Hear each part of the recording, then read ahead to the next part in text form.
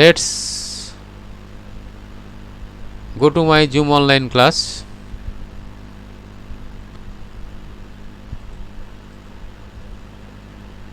What do you see in the pictures and answer the question? What are they doing? First number picture. What are they doing? What are they doing?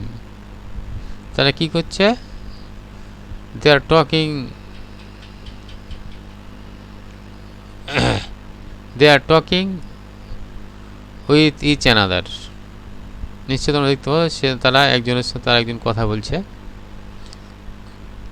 আর আমরা second picture যদি লক্ষ্য করি, আমাদের জাতির জনক বঙ্গবন্ধু শেখ মুজিবুর রহমান ভাষণ দিচ্ছে জাতির উদ্দেশ্যে, জনগণের উদ্দেশ্যে, মানে তিনি জনগণের উদ্দেশ্যে কিছু বলছেন, মানে স্পিচ, বক্তব্য। তো আমরা এক নম্বর চিত্র তো দেখলাম একে অপরের সাথে কথা বলছে, মানে স্পিচ। আর দ্বিতীয় ছবিতে আমরা যেটা দেখছি সেটা হচ্ছে বঙ্গবন্ধু শেখ মুজিবুর রহমান, উনি বক্তৃতা দিচ্ছেন, তার স্পিচ কাদের জন্য? জনগণের উদ্দেশ্যে তিনি ভাষণ দিচ্ছেন। তো নিশ্চয়ই তোমরা বুঝতে পারছো আজকে আমরা তোমাদের সাথে কী নিয়ে আলোচনা করব। তো ওকে স্টুডেন্টস,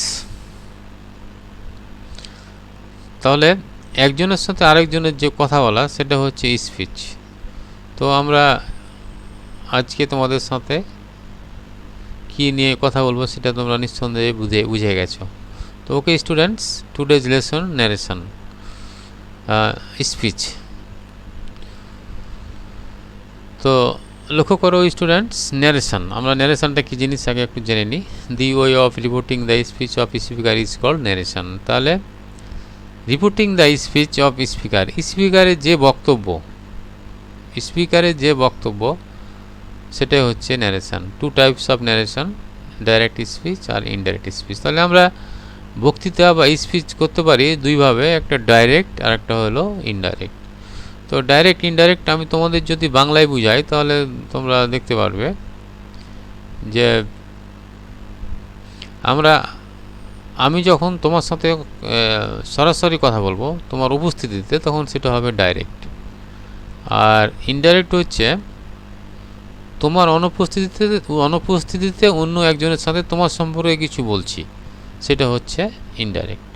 তো ওকে স্টুডেন্টস, আমরা একটু ইংরেজিতে জেনে নিই ডাইরেক্টটা কী জিনিস। ডাইরেক্ট স্পিচ হচ্ছে, direct speech is the exact speech said by the speaker, একটা সঠিক বক্তৃতা কার দ্বারা? স্পিকার দ্বারা, which is put within quotation marks, যেখানে কোটেশন করা থাকে, ইনভার্টেড কমা থাকে, কোটেশন মার্কস থাকে। এক্সাম্পল, তোমরা উদাহরণ দেখে নাও। He said to his friend, I like sweets very much. He said to his friend, I like sweets very much. তো ওকে স্টুডেন্টস, তাহলে এখানে স্পিকার হচ্ছে হি কথা বলছে হিজ ফ্রেন্ডের সাথে। তাহলে একটা কোটেশন দেওয়া রয়েছে, I like sweets very much, I like sweet very much, I like sweet very much. লক্ষ্য করো, I like sweet very much, এটা ইনভার্ট কমার ভিতরে আছে, কোটেশন দিয়ে কথা বলা হচ্ছে, এই জন্য এটা ডাইরেক্ট স্পিচ। তাহলে ওকে স্টুডেন্টস, আমরা ডাইরেক্ট স্পিচ দেখলাম। এবার ইনডাইরেক্ট স্পিচটা একটু দেখে নিই। ইনডাইরেক্ট স্পিচ হচ্ছে, indirect speech also known as reported speech is the substance of the speaker speech given by someone else, মানে কার সম্পর্কে কিছু বলা, স্পিকারের কিছু বলা, সেটা হচ্ছে ইনডাইরেক্ট স্পিচ। যেমন he told his friend that he like sweets very much, সে তার বন্ধুকে বলেছিল যে সে খুব মিষ্টি পছন্দ করত। তার মানে তার সাথে সরাসরি কথা হচ্ছে না, ইনডাইরেক্টলি কথা হচ্ছে। তো ওকে স্টুডেন্টস, আমরা ডাইরেক্ট স্পিচ আর ইনডাইরেক্ট স্পিচ জানলাম উদাহরণসহ। তো আমরা আমাদের যেটা শেখার বিষয় সেটা হচ্ছে ন্যারেশনের নিয়মকানুন। তো ন্যারেশনের নিয়মকানুন শিখতে গিয়ে আমাদের কিছু প্রাথমিক কিছু জিনিস জানতে হয়। তো ওই জিনিসগুলো আমি একটু তোমাদের জানিয়ে দিই, তোমরা মনোযোগ সহকারে দেখো। Introducing direct narration. তো আমরা একটা ডাইরেক্ট ন্যারেশন তোমাদের সাথে পরিচয় করে দিতে চাই। দেখো আমি একটি ডাইরেক্ট ন্যারেশন লিখেছি এখানে। He said to his friend, comma inverted comma শুরু, I like sweets very much. তো দেখো এখানে কমার বাম দিকে যে অংশটুকু রয়েছে সেটুকে বলা হয় রিপোর্টিং স্পিচ, আর ইনভার্টেড কমার ভিতরে যে অংশটুকু রয়েছে এটাকে বলা হয় রিপোর্টেড স্পিচ। তাহলে আমরা একটা ডাইরেক্ট ন্যারেশনকে দুই অংশে ভাগ করে নিতে পারি। কমার বামের অংশটুকু রিপোর্টিং স্পিচ, আর ইনভার্টেড কমার ভিতরে যে অংশটুকু থাকবে সেটুকুকে বলা হচ্ছে রিপোর্টেড স্পিচ। তো দেখি আমরা আরেকটু পরিচয় করি। তো আমরা রিপোর্টেড স্পিচকে আবার দুই অংশে ভাগ করে নিতে পারি। যেটা সাবজেক্ট থাকবে, যে সাবজেক্ট থাকবে সেটার নাম আমরা দিলাম রিপোর্টার, সাবজেক্টটাকে বলা হচ্ছে রিপোর্টার। আর যেটা অবজেক্ট থাকছে সেটা হচ্ছে রিপোর্টিং অবজেক্ট। তাহলে তোমরা একটু দেখে নাও, এগুলো আমাদের পরবর্তী আমরা যখন চেঞ্জ করব ন্যারেশন তখন দরকার হবে। তো তোমরা একটু দেখে নাও। তাহলে যেটা সাবজেক্ট থাকবে সেটাকে বলা হচ্ছে রিপোর্টার, আর যেটা অবজেক্ট থাকবে রিপোর্টিং ভার্বের পরে, রিপোর্টিং ভার্ব হচ্ছে এখানে সেড, আর রিপোর্টিং ভার্বের পরে যে অবজেক্ট থাকে সেটাকে বলা হয় রিপোর্টিং অবজেক্ট। তো ওকে স্টুডেন্টস, দেখি আমরা আরও অন্য কিছু দেখি। ন্যারেশন শিখতে গিয়ে আমাদের অনেক কিছু দরকার প্রাথমিকভাবে, সেগুলো আমরা দেখার চেষ্টা করি। এবার introducing direct narration, reporting speech. এবার রিপোর্টিং স্পিচটা কী জিনিস আমাদের দেখতে হবে। Reporting speech is the part which is outside the inverted comma. তাহলে এই যে রিপোর্টেড স্পিচটা হচ্ছে একটা অংশ যেটা ইনভার্টেড কমার বাইরে থাকবে, the part before the comma, মানে কমার আগে থাকবে। It involves two parties, the reporter, মানে এখানে দুটো অংশ থাকবে, সেটা হচ্ছে একটা রিপোর্টার যেটা আগে বললাম আমি, and to whom he is reporting, এবং যে রিপোর্ট যার সম্পর্কে কিছু বলা হবে, যাকে বলা হবে। তাহলে এখানে দুটো পার্ট থাকবে, একটা হচ্ছে রিপোর্টার, আর রিপোর্টার যার সাথে কথা বলবে সে থাকবে রিপোর্টিং স্পিচে। নাম্বার 2, রিপোর্টেড স্পিচটা কী জিনিস আমরা একটু দেখে নিই। Reported speech is the part which is within the inverted commas, মানে রিপোর্টেড স্পিচটা হচ্ছে একটা অংশ যেটা ইনভার্টেড কমার ভিতরে থাকবে, সেটা হচ্ছে রিপোর্টেড স্পিচ। আশা করি তোমরা রিপোর্টিং স্পিচ এবং রিপোর্টেড স্পিচ বুঝতে পেরেছ। তো ওকে স্টুডেন্টস, এবার আমরা ডাইরেক্ট থেকে ইনডাইরেক্ট ন্যারেশন যদি করতে যাই তাহলে কিছু নিয়ম কানুন জানতে হবে। স্পেশালি টেন্সের চেঞ্জটা আমাদের জানা খুব জরুরি। তো লক্ষ্য করো টেন্সগুলা কীভাবে পরিবর্তন করতে হয়, তোমরা একটু লক্ষ্য করো। ডাইরেক্ট ন্যারেশন যদি প্রেজেন্ট ইনডিফিনিট হয়, ইনডাইরেক্ট হবে পাস্ট ইনডিফিনিট। যদি প্রেজেন্ট কন্টিনিউয়াস হয় ডাইরেক্ট, ইনডাইরেক্ট হবে পাস্ট কন্টিনিউয়াস। একইভাবে present perfect, past perfect, present perfect continuous, past perfect continuous. এবার লক্ষ্য করো, পাস্ট ইনডিফিনিট থাকলে করতে হবে পাস্ট পারফেক্ট, আর পাস্ট কন্টিনিউয়াস থাকলে করতে হবে পাস্ট পারফেক্ট কন্টিনিউয়াস, আর পাস্ট পারফেক্ট থাকলে পাস্ট পারফেক্ট। আর ফিউচার টেন্স, ফিউচার টেন্সে আমরা শিখে এসেছি এর আগে, আমি টেন্স সম্পর্কে তোমাদের আলোচনা করেছি। তো ফিউচার টেন্সে তোমরা যদি লক্ষ্য করো তাহলে প্রত্যেকটা টেন্সেরই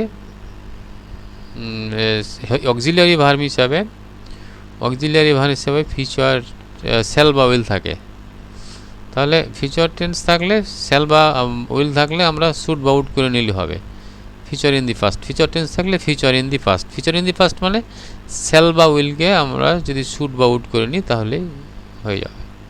তো ওকে স্টুডেন্টস, তোমরা ন্যারেশন শেখার আগে অবশ্যই তোমরা অবশ্যই চেঞ্জটা একটু জেনে নেবা। টেন্সের প্রেজেন্ট ইনডিফিনিট থাকলে পাস্ট ইনডিফিনিট, এরকম দেখো প্রথম চারটে বিপরীতভাবে পরিবর্তন হচ্ছে, পরের তিনটে একটু খেয়াল রাখবে। পাস্ট ইনডিফিনিট থাকলে পাস্ট পারফেক্ট, পাস্ট কন্টিনিউয়াস থাকলে past perfect continuous, past perfect থাকলে পাস্ট পারফেক্ট, আর ফিউচার থাকলে ফিউচার ইন দি পাস্ট। আশা করি তোমরা টেন্সটা আয়ত্ত করতে পেরেছ। তো ওকে স্টুডেন্টস, আরও কিছু জানার দরকার আমাদের ন্যারেশন করতে গেলে। তো দেখো আমি সাবজেক্ট অবজেক্ট পজিটিভ দেখিয়েছি, তোমরা হয়তো এগুলো জানো। Subject I, object me, possessive my. এভাবে দেখো we, us, our, you, your, he, him, his, she, her, her, they, them, their. এগুলো সাবজেক্ট অবজেক্ট পজিটিভ, এগুলো আমাদের জানা দরকার হবে। আর আরেকটু তোমাদের জানা দরকার রয়েছে, সেটা হলো ডাইরেক্ট ন্যারেশনে দিস থাকলে ইনডাইরেক্টে দ্যাট করতে হবে। এই পরিবর্তনগুলো জানা দরকার। দিস থাকলে দোজ, নাও থাকলে দেন, হিয়ার থাকলে দিয়ার, এগো, before, must, had to, yesterday, the previous day, today, that day, tomorrow, the next day, etcetera. তো তোমরা আশা করি এগুলো একটু দেখে নিবে, এই পরিবর্তনগুলো জানা দরকার আছে। তাহলে আমরা ডাইরেক্ট থেকে ইনডাইরেক্ট ন্যারেশন করতে গেলে আমাদের যেগুলো আগে জানা জরুরি সেগুলো হলো, প্রথমে বললাম টেন্সের পরিবর্তন। আশা করি তোমরা টেন্সের পরিবর্তনটি একটু ভালোভাবে জেনে নেবে। আর সাবজেক্ট অবজেক্ট পজিটিভ এগুলো হয়তো আগের থেকেই জানো তোমরা। আর এই যে এগুলো খুব সহজ জিনিস, দিস থাকলে দ্যাট, দিস থাকলে দোজ, এগুলো তোমরা জানবে। তো ওকে স্টুডেন্টস, আমরা প্রাথমিক জিনিসগুলো জেনে ফেললাম ন্যারেশনের। এবার প্রোনাউনের পরিবর্তন করতে হয় ন্যারেশন করতে গিয়ে, ডাইরেক্ট থেকে ইনডাইরেক্ট। তো কীভাবে পরিবর্তনগুলো করতে হয় একটু জেনে নিই আমরা। তো the pronoun of reported speech is change according to a rule called SON, where S subject, O object and N no change. তাহলে SON আমরা সংক্ষেপে আলোচনা করলাম, S এ সাবজেক্ট, O এ অবজেক্ট, N এ নো চেঞ্জ। তো আমরা এগুলো পরিষ্কার হয়ে যাব সামনে আগিয়ে গেলে। According to this rule the first person is change into the subject, মানে ফার্স্ট পারসন সাবজেক্ট যাবে অফ রিপোর্টিং ভার্বের সাবজেক্টের কাছে চলে যাবে। The second person is change to the object, মানে সেকেন্ড পারসন চলে যাচ্ছে অবজেক্টের কাছে অফ রিপোর্টিং ভার্বের। And in case of the third person there is no change, এবং থার্ড পারসন হলে নো চেঞ্জ হয়ে যাবে। তাহলে এটুকু যদি আমি সংক্ষিপ্ত রূপ করি, তাহলে দেখো আমি তীর চিহ্ন দিয়ে বুঝিয়ে দিয়েছি, দেখো তোমরা লক্ষ্য করো। সেটা হলো ফার্স্ট পারসন রিপোর্টারের কাছে যাচ্ছে, তোমরা মনে রাখবে। সেকেন্ড পারসন রিপোর্টিং অবজেক্টের কাছে যাবে, থার্ড পারসন নো চেঞ্জ। তো ওকে স্টুডেন্টস, এগুলো তোমরা জানবে। আমরা ন্যারেশন করতে গিয়ে এগুলো জানার খুব জরুরি। তো এবার আমরা ন্যারেশন করতে গেলে আমাদের ন্যারেশনের নিয়মকানুন 5টা সেন্টেন্সের ওপরে থাকে। তো 5টা সেন্টেন্স যেগুলো আমরা তোমাদের শিখিয়েছিলাম এর আগে, সেগুলো হলো assertive, interrogative, imperative, optative, exclamatory. তো প্রত্যেকটা সেন্টেন্সের নিয়ম একটু আলাদা। সুতরাং আমাদের প্রত্যেকটা নিয়ম কানুনই জানতে হবে, প্রত্যেকটা সেন্টেন্সেরই নিয়ম জানতে হবে ন্যারেশনের। তাহলে আমরা ন্যারেশন করতে পারবো। তো ওকে স্টুডেন্টস, আমরা প্রথমে অ্যাসার্টিভ সেন্টেন্সের ন্যারেশনগুলো দেখব। তো দেখি কিছু রুলস রয়েছে, আমরা রুলসগুলো একটু দেখে নিই। If there is no object after reporting verb, there it should not be changed.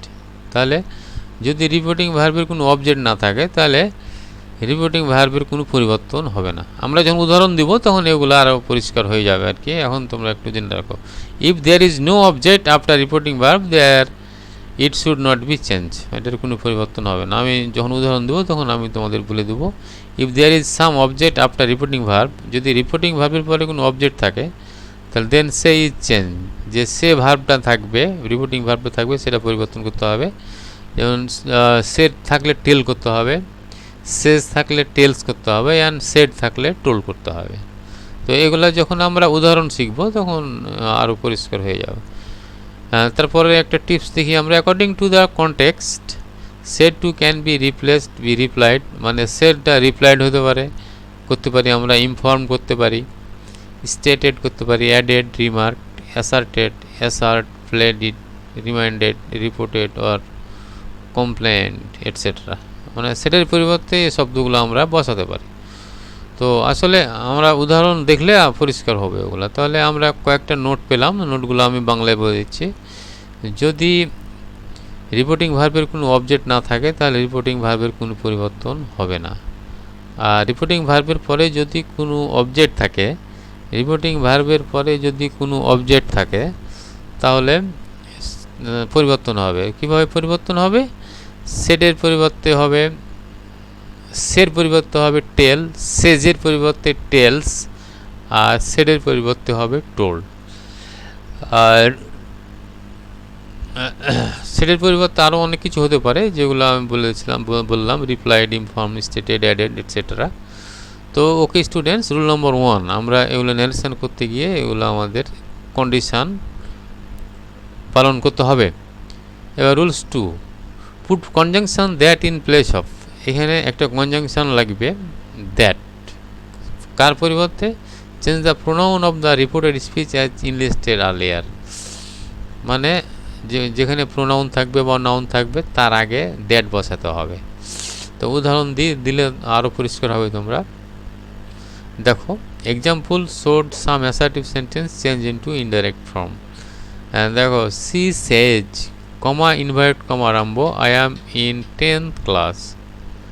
তাহলে আমরা এখানে দেখছি সিটা হচ্ছে রিপোর্টার, সেজটা হচ্ছে রিপোর্টিং ভার্ব, আর এখানে সেজ ভার্বের পরে কোনো অবজেক্ট নেই। এটা প্রথম নিয়মই বলা হয়েছিল, অবজেক্ট না থাকলে ওটাই বসে যাবে আর কি। I am in 10th class. তাহলে আমরা যখন অ্যাসার্টিভ সেন্টেন্সে ডাইরেক্ট থেকে ইনডাইরেক্ট করব তখন কি হবে?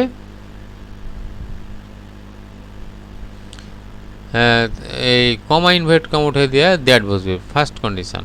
কমা ইনভার্ট কমা, সেজের কোনো যেহেতু সেজের পরে কোনো অবজেক্ট নেই, সেজই থাকলো, কমা ইনভার্ট কমা উঠে দিয়ে দ্যাট। আমি নিয়মে বলা এলো প্রোনাউনের আগে বসবে দ্যাট, তো দ্যাট বসিয়ে দিয়েছি আই। এবার দেখো আইটা কোন পারসন? First person. আইটা হচ্ছে ফার্স্ট পারসন। তো ফার্স্ট পারসন সবসময় রিপোর্টারকে গিয়ে ধরে। তো এখানে রিপোর্টার সি, দেখো তোমরা লক্ষ্য করো রিপোর্টারটা হচ্ছে সি, আমি আগেই পরিচয় করিয়ে দিয়েছি কোনটা রিপোর্টার, সুতরাং আইটা হয়ে গেছে সি। এবার এখানে টেন্সের কোনো পরিবর্তন হবে না, কারণ এই যে সেজ ভার্ব আছে প্রেজেন্ট ফর্মে থাকলে, রিপোর্টিং ভার্ব যদি প্রেজেন্ট ফর্মে থাকে তাহলে এখানে কোনো টেন্সের পরিবর্তন হবে না, যে টেন্সে থাকবে সেই টেন্সই থেকে যাবে। এখানে প্রেজেন্ট ইনডিফিনিট অ্যাম আছে, প্রেজেন্ট ইনডিফিনিট ইজ হয়ে গেছে, সির পরে ইজ বসেছে, বাদ বাকি তারপরে ফুল স্টপ। আমরা পরের উদাহরণটা দেখি। She said to me I shall sleep now. তাহলে এই দেখো, এবার এই রিপোর্টিং ভার্বের পরে অবজেক্ট আছে, তাহলে সেটের পরিবর্তে আমরা কি করব? টোল করব। এটা আগে আলোচনা করে দেওয়া রয়েছে। তারপরে মি বসে গেছে টোল ভার্বের পরে টু বসে না, টু বসায়নি, মি বসলো, তারপর কমা ইনভার্ট কমা উঠে দিয়ে দ্যাট বসে গেল। তো আইটা ফার্স্ট পারসন চলে যাবে রিপোর্টারের কাছে, রিপোর্টার সি হয়ে গেল। এই যে আবার শ্যাল বা উইল থাকলে শুড বা উড করতে হবে। হ্যাঁ, তো দেখো এখানে উড হয়ে গেছে, সির পরে উড হয়, উড প্লে দেন। এই তো অ্যাসার্টিভ সেন্টেন্সের নিয়মকানুন। তো ওকে স্টুডেন্টস, আশা করি তোমরা বুঝতে পারছো অ্যাসার্টিভ সেন্টেন্সে ডাইরেক্ট থেকে ইনডাইরেক্ট করার। তো দেখি আমরা আরও কিছু উদাহরণ দেখি। The teacher says Hamim perform on the stage. তাহলে লক্ষ্য করে এখানে আবারও এখানে রিপোর্টিং অবজেক্ট নেই, রিপোর্টিং ভার্বের পরে, সুতরাং সেজই থাকবে। কমা ইনভার্ট কমা উঠে দেওয়া দ্যাট বসবে। হামিমটা কোন পারসন? Third person. তাহলে থার্ড পারসন নো চেঞ্জ, এখানে এর কোনো পরিবর্তন হবে না। তারপর পারফরমেন্স থাকবে, কারণ এখানে প্রেজেন্ট ইনডিফিনিট আছে রিপোর্টিং ভার্বটা, এই জন্য টেন্সের কোনো পরিবর্তন হয়নি। এবার নেক্সট উদাহরণটা দেখি। The teacher will say Hamim is performing on the stage. তাহলে দেখো এখানে অবজেক্ট নেই, তাহলে কমা ইনভার্ট কমা দিয়ে দ্যাট, হামিম থার্ড পারসন নো চেঞ্জ। তারপর যেহেতু এখানে ফিউচার টেন্স আছে, সুতরাং টেন্সের কোনো পরিবর্তন হবে না। যদি এখানে রিপোর্টিং ভার্বটা পাস্ট টেন্সে থাকে, সেড থাকে, তাহলে তোমরা টেন্সের পরিবর্তন করবে। তাহলে Hamim is performing on the stage. Okay students, আমরা পরের উদাহরণটা দেখি। The teacher said to me you have done this. The teacher told, এই এখানে অবজেক্ট রয়েছে, সুতরাং সেটের পরিবর্তে আমরা টোল্ড বসিয়ে দিয়েছি। এগুলো আগে আলোচনা করা হয়েছে। কমা ইনভার্ট কমা উঠিয়ে দিয়ে that, you second person reporting অবজেক্টকে ধরবে, যে রিপোর্টিং অবজেক্ট মি। তাহলে মি সাবজেক্টকে আই হয়েছে। এবার এটা প্রেজেন্ট পারফেক্ট টেন্স করতে হবে পাস্ট পারফেক্ট, তাহলে হ্যাভটা হয়ে গেছে হ্যাড, বাদ বাকি দিস থেকে দ্যাট করতে হবে, এটা আগে আমি বলেছি। তো ওকে স্টুডেন্টস, আশা করি তোমরা বুঝতে পারছো। তোমরা যদি কোনো সমস্যা মনে করো কমেন্ট করবে, আমি সমাধান দেব পরে ইনশাল্লাহ। তো ওকে স্টুডেন্টস, আমরা সামনের দিকে আগাই। The teacher said, I am suffering from fever. Then the teacher said that, I ধরলো টিচারকে, টিচারটা আমরা মেয়ে মানুষ চিন্তা করলাম, ম্যাডাম, সুতরাং আয়ের পরিবর্তে সি হয়ে গেছে। আই রিপোর্টারের কাছে, টিচারের কাছে গেছে she. Am present continuous, past continuous হচ্ছে was, suffering from fever. Okay students, এবার একটা নোট রয়েছে, তোমরা নোটটা ভালোভাবে খেয়াল করো। If reporting speech has universal truth or habitual fact then there is no change in the tense. তাহলে এখানে আমরা বুঝলাম রিপোর্টিং স্পিচটা যদি চিরন্তন সত্য হয় তাহলে there is no change in the tense, টেন্সের কোনো পরিবর্তন হবে না। আমরা সাধারণ নিয়ম যেটা জানি সেটা করে নেব। যেমন our teacher said, comma invert কমার মধ্যে দি আর্থ ইজ রাউন্ড, পৃথিবী গোল, এটা হলো চিরন্তন সত্য। সুতরাং এখানে কোনো পরিবর্তন আর হবে না। তাহলে আমরা কমা ইনভার্ট কমা উঠে দিয়ে দ্যাট বসালেই হবে। এখানে our teacher said that the earth is round, universal truth একটা সেন্টেন্স। তো এভাবে আমাদের অ্যাসার্টিভ সেন্টেন্সের নিয়মকানুনগুলো জানতে হবে। আশা করি তোমরা বুঝতে পারছো। যদি কোনো সমস্যা হয় অবশ্যই কমেন্ট বক্সে কমেন্ট করবে, আমি সেটা বুঝিয়ে দেবো। এবার 2 নম্বর সেন্টেন্স, আমরা ইন্টারোগেটিভে চলে আসলাম। তো বড় কথা যেটা, সেটা হলো তুমি যদি অ্যাসার্টিভ সেন্টেন্সের ন্যারেশন একটু খুঁটিনাটি জানতে পারো তাহলে ইন্টারোগেটিভ আর সমস্যা হবে না। ইন্টারোগেটিভে কিছু হয়তো আলাদা নিয়ম রয়েছে, এই কয়টা নিয়ম জানলেই তুমি ন্যারেশন করতে পারবে। তো দেখো আমরা একটু রুলগুলো পড়ি। Rule 1, an interrogative sentence is meant to ask question. তাহলে তো তোমরা জানো ইন্টারোগেটিভ সেন্টেন্স হচ্ছে প্রশ্ন করা। Therefore reporting verb said or said to is change to ask. তাহলে সেড থাকলে সেডের পরিবর্তে আস্কড করতে হবে। তাহলে তোমরা একটু মনে রাখো এটা। ইন্টারোগেটিভ সেন্টেন্সে যদি সেড থাকে সেডের পরিবর্তে আস্কড করতে হবে। Said to can also be change into inquire or demand, মানে সেডের পরিবর্তে ইনকোয়ারও বসাতে পারি, আবার ডিমান্ডেডও বসাতে আমরা পারি। তো ওকে স্টুডেন্টস, এটা আমাদের জানার দরকার ছিল সেটের পরিবর্তে কী কী হয়। তো তোমরা মূলত সেটের পরিবর্তে আস্ক হয় সেটা জানলেই হবে। রুল 2 কি বলছে দেখো, তাহলে আমরা প্রথম রুলস জানলাম কি যে সেটের পরিবর্তে আস্ক করতে হবে। রুল 2 এ বলছে কি দেখো, if question is form with the help of any of the helping verbs like is, are, am, was, were, has, have, do, does, will, would, etcetera, then are to be replaced by if or whether. তাহলে মনে রাখবে যে আমরা সাহায্যকারী, আমরা প্রশ্নবোধক বাক্যে অবশ্যই অক্সিলারি ভার্ব আগে বসে, তো তার আগেই আমাদের ইফ বসাতে হবে। তার মানে তোমরা মনে রাখবে কমা ইনভার্টেড কমা উঠে দেওয়া ইফ বসে। ইন্টারোগেটিভ সেন্টেন্সে কমা ইনভার্টেড কমা উঠে দেওয়া ইফ বসবে, ইফটা বসাবে তোমরা। If the question is form with the help of words starting with WH like who, whose, what, whom, when, etcetera, তাহলে যদি সেন্টেন্সটা রিপোর্টিং স্পিচটা যদি WH কোশ্চেন দিয়ে শুরু হয়, তো WHগুলো কোনগুলা, হু, হুজ, হোয়াট, হোম এগুলা, তাহলে আর ইফ লাগবে না, যে WHটা থাকবে সেটাই বসে যাবে সেখানে। নো কনজাংশন ইজ ইউজ, মানে কোনো কনজাংশন আর বসছে না, ইফ বসছে না। আশা করি তোমরা বুঝতে পেরেছো। তাহলে ইন্টারোগেটিভ সেন্টেন্সের মূলত 2টা নিয়ম তোমাকে জানতে হলো। প্রথম নিয়মটা হলো সেটের পরিবর্তে আস্কড, আর কমা ইনভার্ট কমা উঠে দেওয়া ইফ। তো ইফ কখন বসছে, যখন WH না থাকছে তখন তোমাকে ইফ বসাতে হবে, আর WH থাকলে WHই বসে যাবে, আর ইফ বসাতে পারবে না।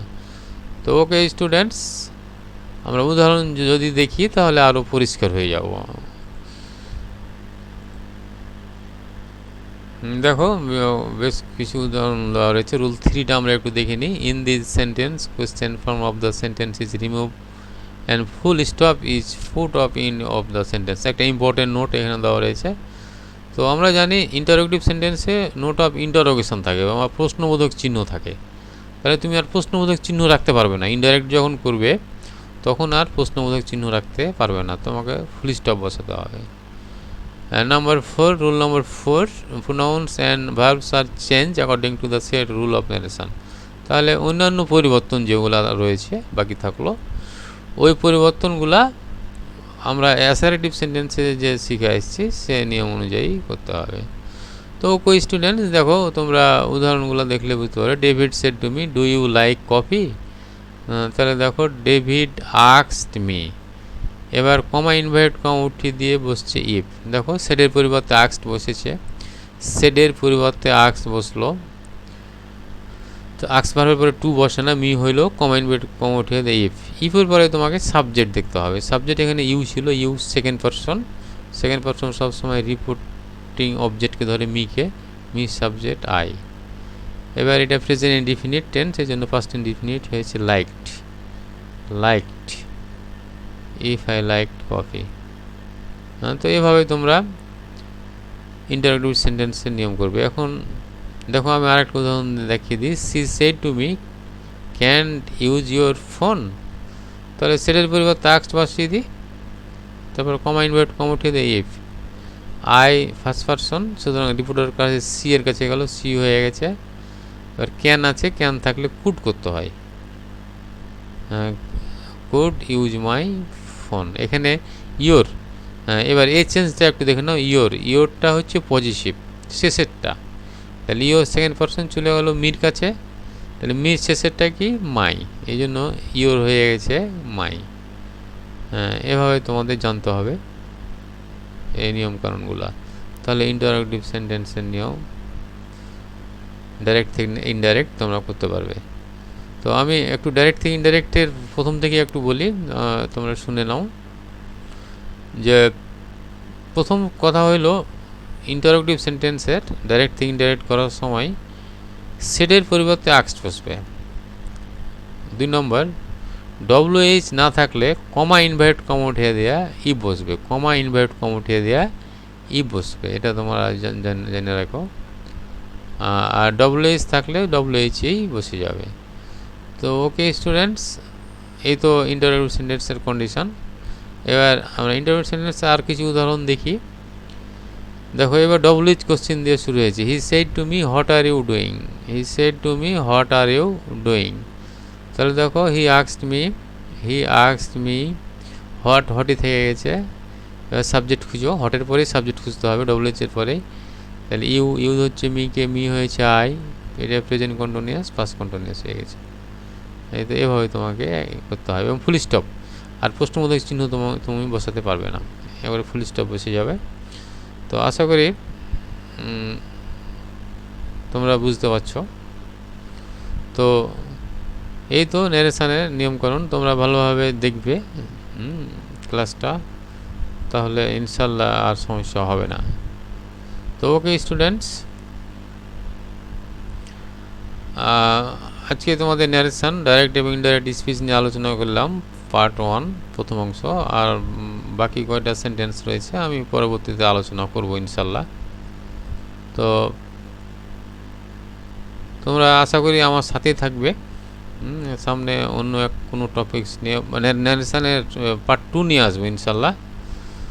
তো এই জটিল পরিস্থিতিতে ভালো থাকো, সুস্থ থাকো, বাড়িতেই থাকো।